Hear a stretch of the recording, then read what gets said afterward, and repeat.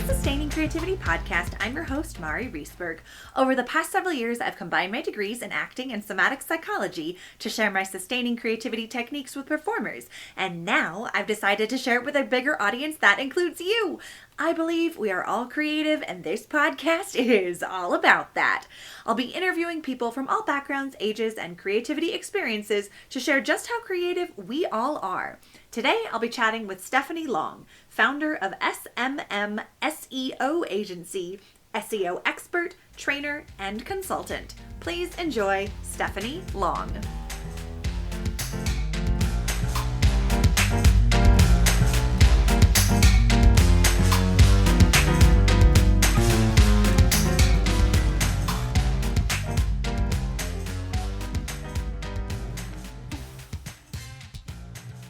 Welcome to the Sustaining Creativity Podcast. Today, I am here with Stephanie Long, founder of SMM SEO agency. She's an SEO expert, trainer, and consultant. Welcome to the podcast.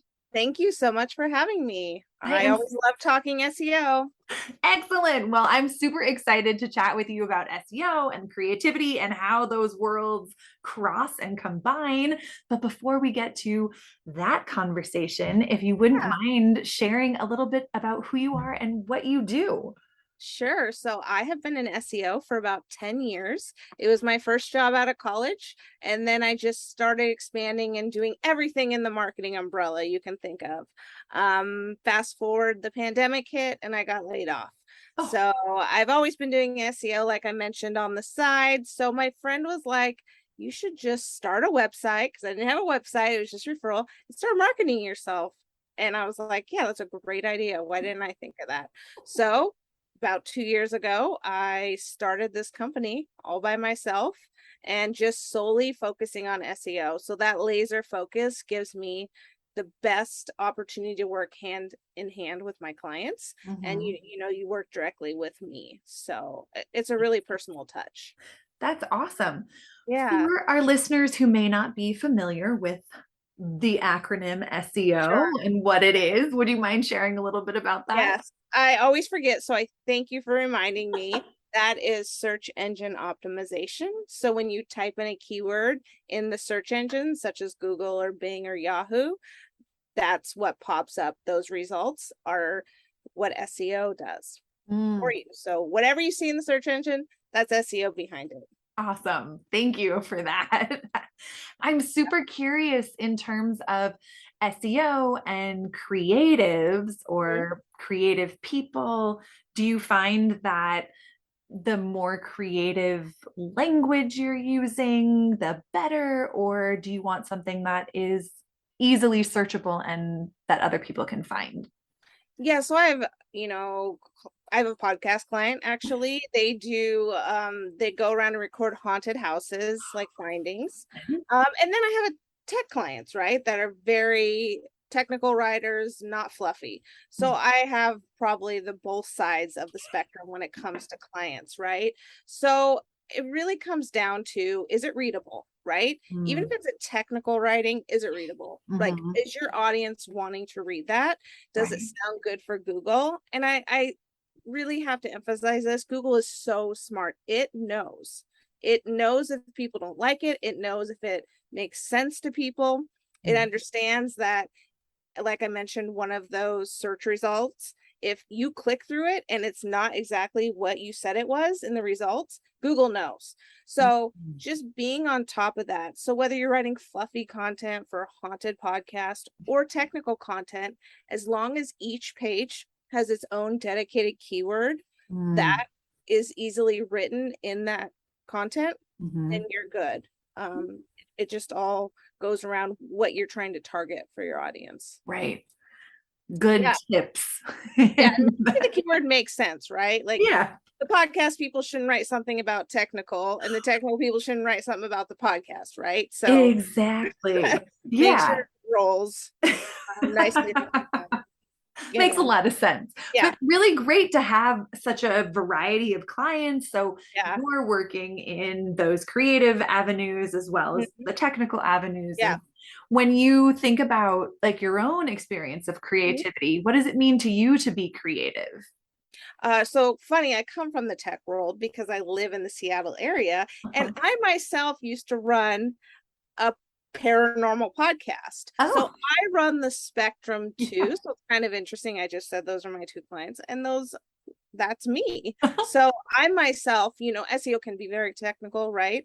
But it's also very creative. So when Mhm. it comes to the technical, it's the back end mechanisms, right? To Mhm. put in the keywords, but also the copy. I love to write. So Mhm. my copy is very fluffy, I would say, and creative for my own website.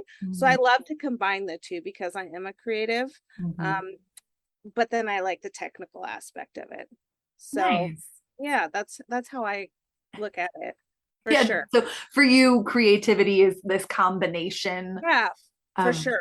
the tech and And the creative. writing and creative, I for sure I like both of it, honestly. It goes together nicely. I always thought I would be the creative. I wanted to actually be an editor of Cosmopolitan magazine. Oh, That was my goal. yeah. I'm so far from that in New York, right? But so I have to have that side of me, that Yeah. outlet. So I have found a way to merge the two, I would say, Mm. which makes me, I think, a little unique in that a lot of SEO experts Yeah. really come from the tech side. They're very use this tool, do this, do that. Mhm. I like to be more loosey goosey per se about it. Uh, but I like that I come with those two different angles Yeah. of Nice. SEO. I think it's a great combination Yeah. to be able to interface with both worlds and that both worlds are a part of you. But Yeah. imagine that there are times where you have creative challenges or get hit with creative blocks. What are some of the creative challenges you have faced and how do you navigate them? Well, I write a blog a week for my own company. And I mean, it is very hard. I do write for clients if they ask me to. It's not my forte for that. I like to just do it for myself. Mhm. But I run into writing blocks all the time Mm. because I speak and speak and speak about writing blogs, updating your content. But when it comes to yourself, that's very hard. Yeah. So what I like to do is I have a content calendar. I know this might be like old news. I love to have a content calendar. So I put it like, for instance, the Black Friday's coming out. I want to write about SEO on Black Friday. So I like to make it very um, monthly appropriate, holiday appropriate. Like when taxes is tax season, I like to write about SEO for accountants. Mhm. So that actually brings out more creativity than just writing about why do you need these keywords? Why do you need this back end? Because you will, well, it's great, you will find that's mostly what's out there is Mhm. why you need these keywords. Write the meta description, Mhm. very big terminology. I like to combine the two, like I mentioned. Mhm. So that's how I find my outlet in technical versus creativity. So Yeah. um I have to make it, seasonal or a monthly thing so that my content's interesting for sure. Yeah. For sure. I run into a lot of things where clients don't want to deviate from just tech, tech, tech, tech, tech, which I think you need to have a little fun in there. So I do run into that a little bit. Um, How do and you get them to add a little fun into the tech? it's kind of funny. One of my tech clients, this just recently happened to me. They didn't know I wrote my own blog. I don't think they looked at my website. I don't know if anyone looks at my website, to be honest with you, but I write a blog every week. Anyway, so I was just briefly mentioning that during our weekly call, and my client goes, "You do? Well, we'd love for you to start writing a blog for us." So here they are now getting some fluffy content from Stephanie. So I now write blogs for them too. That's great to like flex more of the creative piece Yeah. and have other people be receptive to it. Because Yeah. I think oftentimes we assume, oh, it's big tech, it's not going to be interested in that aspect of expression or experience. But I also like to say though, people should never assume. Your analytics will tell you, right? You don't mm, know they don't like it until you see what and then if they have high bounce rates, then okay, they don't want to, read mhm, that. Bounce rates is, when someone clicks on it. and then quickly clicks off. That's a bounce rate, high bounce rate. So your analytics will tell you. Yeah, Don't assume. Never assume. People like to assume. Like my totally. podcast client, she is a graphic designer, is great, great, great. She made this beautiful image. It takes up her whole entire homepage, which we call your real estate. Your homepage is essentially all your real estate. Hmm. And nobody was clicking through her image. And I was like, well, let's look at the analytics. There was nothing because people are not clicking. And I go, we should change this out. And it was very hard for her because she had created this, but Yeah. you gotta step back and not look at it so personal. You Hmm. want that sale, you want that listen. So you need to see what your audience is saying. Just don't assume. Hmm. I think that's the biggest thing in life too, but really for your website, don't assume because you think it's pretty, right? Yeah. My website, it does not look like some Speedy Gonzalez type website. It's Stephanie made, but it serves the function it needs to. Yeah. So It makes sense. I think oftentimes we do get really caught up in it is so personal to us. And so we don't pay attention to the analytics, that the mhm, information that is available to us. And we yeah, wonder, well, why isn't it performing better? Because I created this amazing thing in my right, mind. right, So, exactly. what would be some tips for people to disengage from I don't know, the intense personalizing of something when the analytics aren't there to back it up? I mean, I think with, many things in life, you need to not take it personal. They don't know you, right? Mhm, You mhm, want to sell your product or service, and that might not be a beautiful image.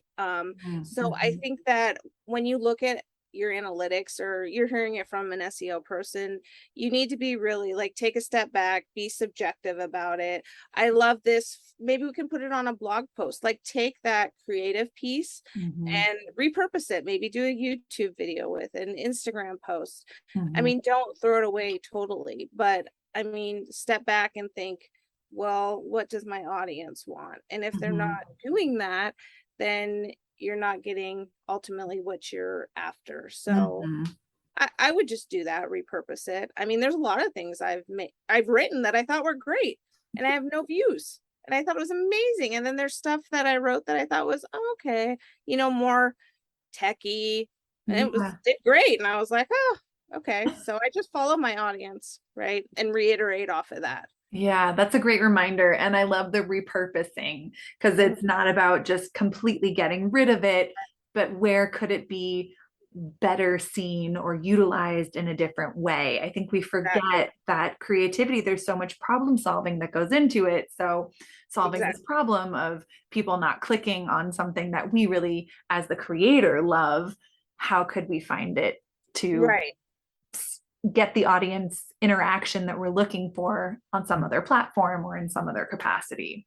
Yeah, and like for her, she put it as her background photo on a YouTube video, right? So Yeah. it has nothing to do with getting people to click through. I mean, you're not an art gallery, right? So, but she's using that as her background, so she's showing off her great work Hmm. and using that in the video. So just Yeah. play around. Yeah. I love that. I love Yeah, the reminder to play around it. It isn't set in stone one way. Try it. If it does terribly, change it. If it put it yeah, somewhere else. I love it. exactly. Yeah. Exactly. Don't throw it. Don't trash anything. Or maybe let's say it didn't work on any platform at all. Hmm. Wait, give it maybe a couple months and retry it. Don't Yeah. don't ever say no to anything. So just keep trying. It's a numbers game. I hate to say that and I hear it all the time, but it's a numbers game. And I'm gonna say it because I do believe it. But Yeah. don't just retry it. Do it in different formats. Right. Hmm. It's like dating, right? Yeah, there you go. It's a numbers game. There you go. We're doing a little experiment on it. Yeah, totally experiment. I mean, it's all experiment out there, right? Yeah, So I love it. I love it. When you think of like your own creative experiences and creative self, what's your earliest memory of being creative? journaling. I still have my journal from when I think I was 5 or 6. Oh So my I gosh. come from all teachers in my Uh-huh. family, literally on both sides. And I used to have to do it and I hated it. But I secretly loved it in the background, but I was Mhm. trying to play like I didn't, but I really did love it. And now I go back and read, and I yeah, I've always written. I've always kept a journal. I love to write. I Yeah. love it. I love art. I love great things. I cannot draw for the life of me, but I know what I like when I see it. But Yeah. for me, my creativity is writing. Mm. I was trying to write this. I love murder mysteries, so James Patterson is one of my favorite authors. Yeah. They're easy reads, right? But they take you to another place. And I wanted to write a book like that. And I tried to start writing one, and Mhm. I don't know how he does it. So um yeah, that's how I get my creative outlet, is writing. Nice. Yeah. What is it about writing? Like at 5 and 6, what were you writing? And what is it about writing that, fuels your creativity? It was more so when I was 5 and 6, my parents had gone through a divorce. So I remember I was writing back and forth about that, about my friends, silly things, Mm. like playing with them. So it was nothing big. Mhm. I think my parents just wanted to foster that Mhm. for me, right? For me too, if I'm upset, I can't speak because it won't come out in a nice Mhm. way. So I like to think about my things first Mhm. and write them down. So Mhm. if I'm upset, I like to write what I'm upset about, and then I can talk about it. So it's always been my form of expression. Mhm. That's where I think my best abilities come out, when I write. Mhm. Hence why I wanted to be an editor Yeah. of Cosmopolitan. Why So not? yeah, why not? So that's where I still like submit to publications, like my blogs. So I Mhm. write blogs for other publications. No one's picked me up yet, but I'm here. So um Yeah. yeah, I just really I love it to write. It's That's my jam. fantastic. I mean, Yeah. I think, right, there's something very unique that happens in our brain when we put pen to paper, and it's different than when we're typing on a keyboard. And so that idea of journaling is such a great way to foster creativity and keep it active and flowing in our systems. For Do you sure. do you find that when you write, you have more ideas and new things come up? Yes. And so I also actually keep a notepad by my bedside, and I Mm. will randomly wake up at night and jot things down. So I'm old school in this. I actually handwrite all my notes, and then I will transfer them to like a Google Drive or something. Yeah. But I have to handwrite everything. And I think you made a point when putting pen to paper. If I write it out, I will like remember it. If I Yeah. type it out before, I will not, like, it won't be as intuitive to me, like what was I doing? So Right. for sure, I always have a pen and paper by my bed. I can't tell you how many crazy and good ideas have come out of that.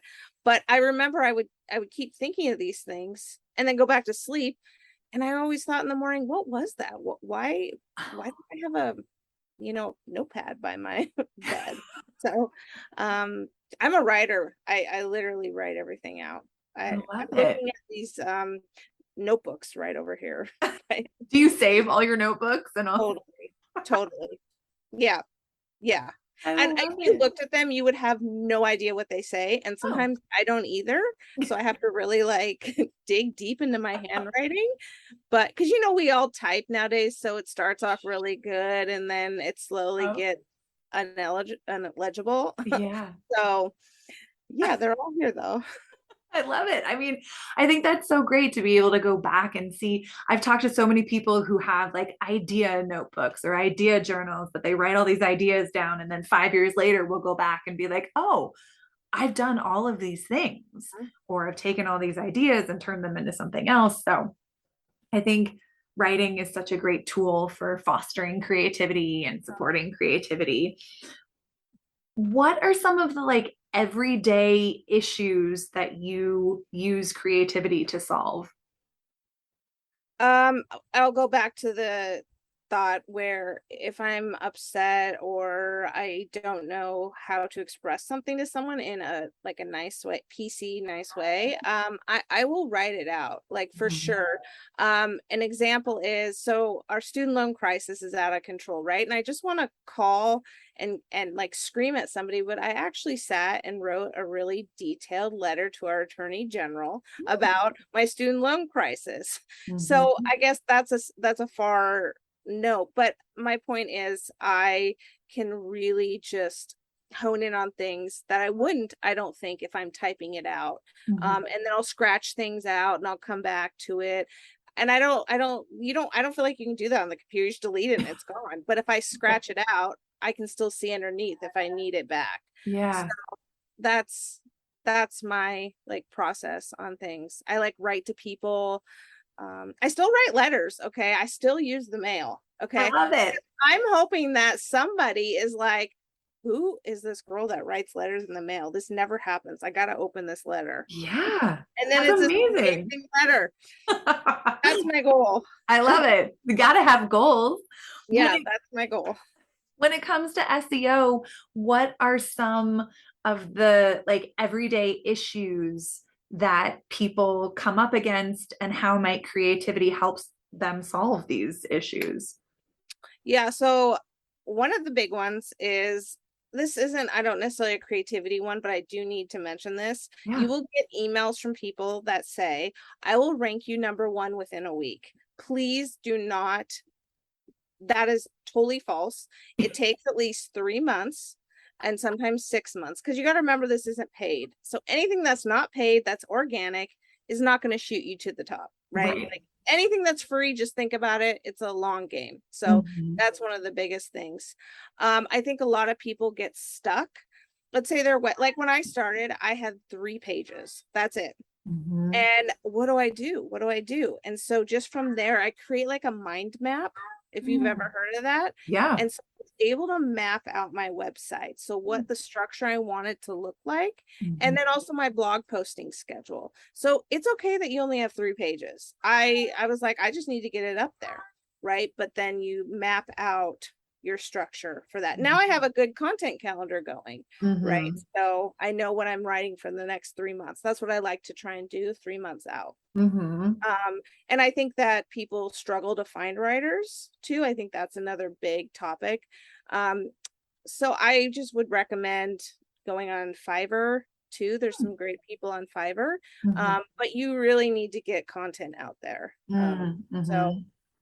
make sure you can find someone or somehow, get it out there, because that's very important for SEO.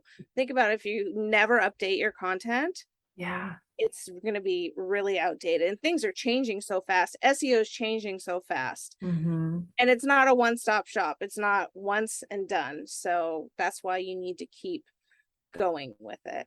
Yeah, that's a great reminder. I think I get very complacent of like set it and forget it. And Yeah, that I think a lot of people do they do. because we Yeah. get so caught up in other things.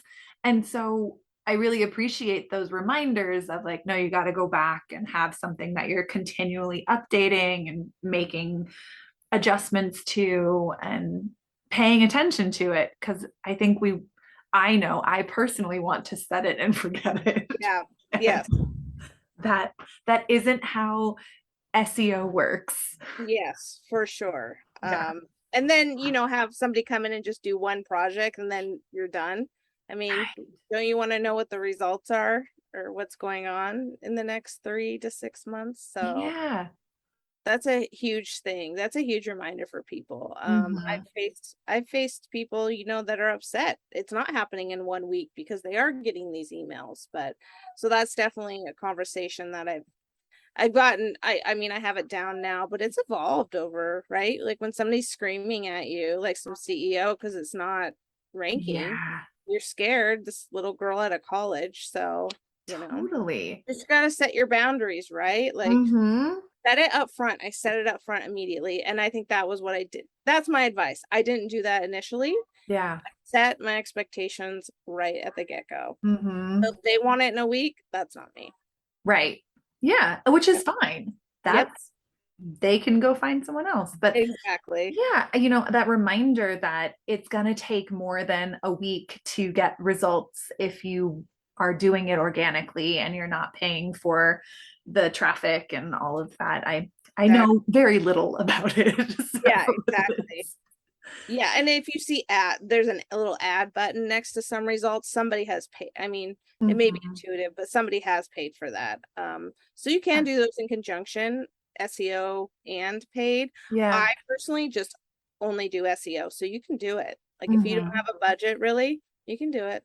Yeah, I love that. I mean, I think that makes me feel like, oh, good. As the little person, a Yes, small exactly. business, a podcast, it, I'm not competing against huge corporations and Yeah, in the other podcast, tiny podcast adventure world, yeah. and that it does happen and it can work. And you just have to keep like chugging away at it and not giving up when you don't see these big results that other people may be getting.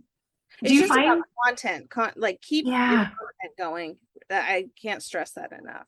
do you find that people really compare themselves, like their business or their products to others in that SEO world and like, oh, if mine isn't performing well enough, that means XYZ? And how do you Yeah. navigate that? So that's actually a good point to something else as well. I mean, one of my clients, a different podcast, I have a couple podcast clients, like compares themselves to iHeartRadio. You are never going to outrank iHeartRadio. That's just not going to happen. I Yeah. mean, you got to step back. That's like me outranking the top SEO person. Like, it's just not, it'll probably never happen, honestly. So I like to tell people, and I know this because I'm an SEO person, just because the results are on the homepage, which is what you want, does not mean the best content is on the homepage. Sure. So I like to go to page 2, 3, 4, 5.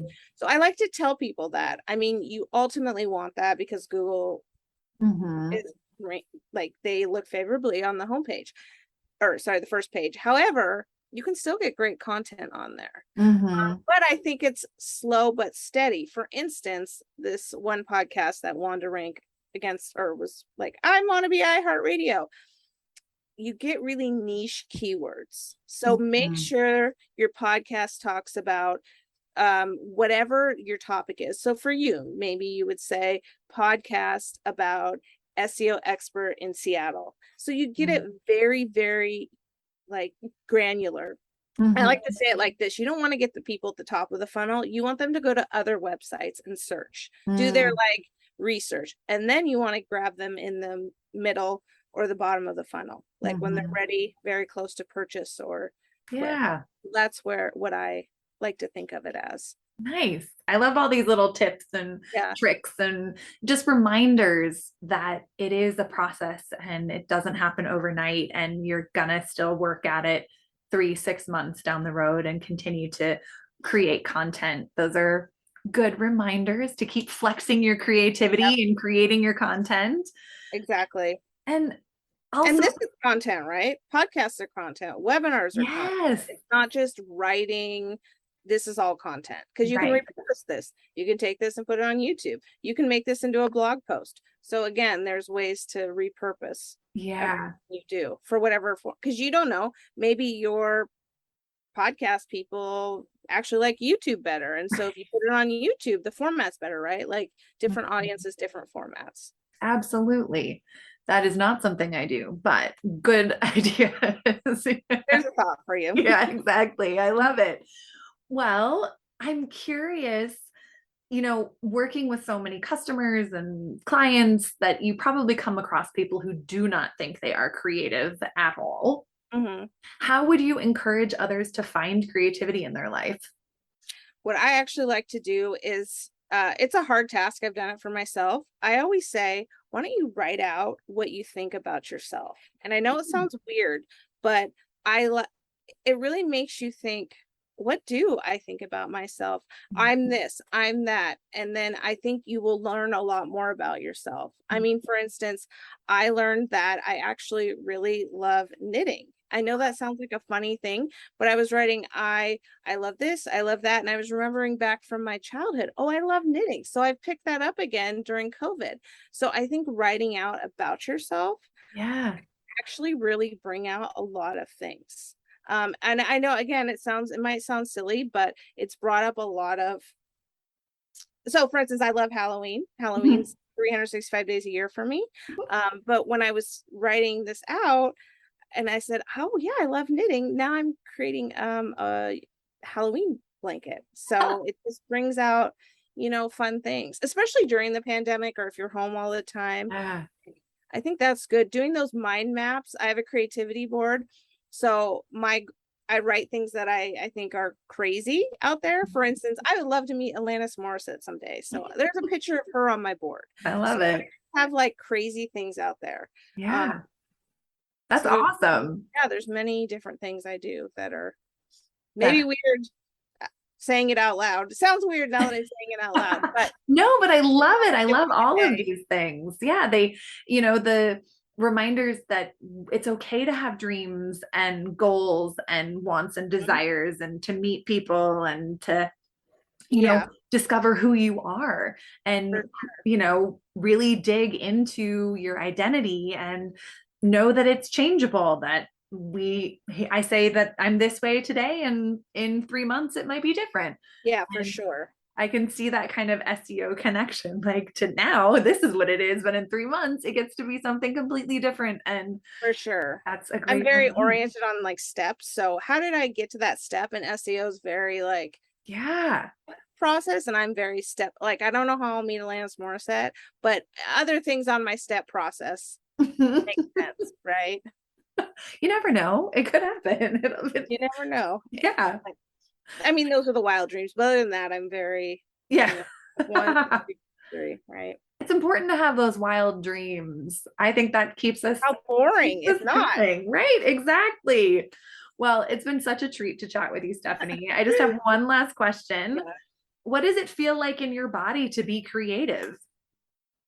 I feel this like amazing amount of energy. I just get so excited. Like I love to run, Mm. and the days that I'm so creative, I can run for hours. That is how I feel. I And love it. that's my like my own drug, I guess. That's amazing. Yeah. That's awesome to have that. Well, Mhm. thank you so much for taking the time to chat with Yeah. me. If people want to learn more about SMM SEO agency, how could they go about doing that?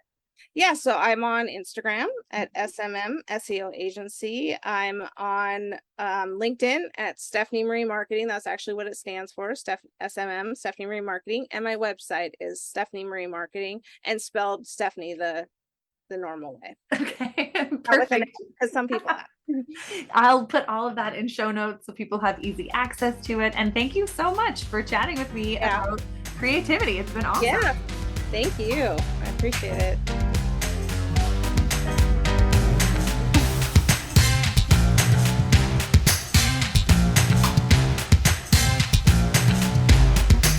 Thanks for listening to the Sustaining Creativity Podcast. We'd love to keep in touch, so follow us on Facebook and Instagram. We are at Sustaining Creativity. Make sure to subscribe to the podcast wherever you listen to podcasts. Tag your friends and family so they can listen too. We love to hear from you, so leave your reviews, comments, and questions. Check out our website, sustainingcreativity.com, for upcoming offerings and creativity coaching. Tune in Tuesdays for our next episode. And remember, with creativity, anything's possible.